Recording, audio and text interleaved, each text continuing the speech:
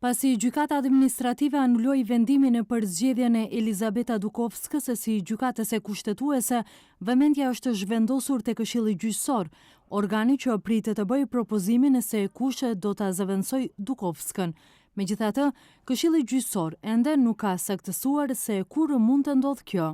Antarët e Këshillit së pari duhet të shqyrtojnë vendimin e gjykatës administrative dhe më pas të vendosin për hapat e mëtejshëm, përkatësisht kur do të caktohet seancë për të diskutuar për këtë pikë. Kryetari i Kuvendit Afrim Gashi një ditë më parë tha se letra nga gjykata administrative në lidhje me vendimin për Dukovskën tashmë është dërguar në gjykatën kushtetuese dhe Këshillin Gjyqësor.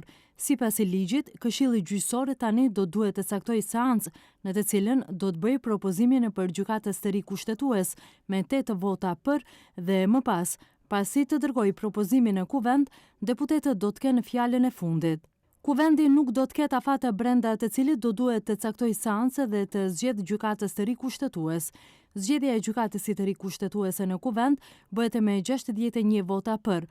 Kohë më parë, gjykata administrative njoftoi se vendimi i 10 prillit të vitit 2023 për zgjedhjen e Dukovskës si gjykatëse kushtetuese ishte e padrejtë sepse Këshilli nuk i mori në konsiderat emrat e 2 kandidatëve të tjerë. Ankesa në gjykatën administrative në lidhje me zgjedhjen e Dukovskës u bën nga antarja e Këshillit Gjyqësor Antoneta Dimovska, e cila në atë kohë ishte gjithashtu kandidate për gjykatëse kushtetuese. Shkarkimi i Dukovskës vjen në kohë kur pritej të mbahej seanca përgatitore për ligjin për përdorimin e gjuhëve. Për këtë arsye, gjykata kushtetuese vendosi të shtyjë seancën përgatitore.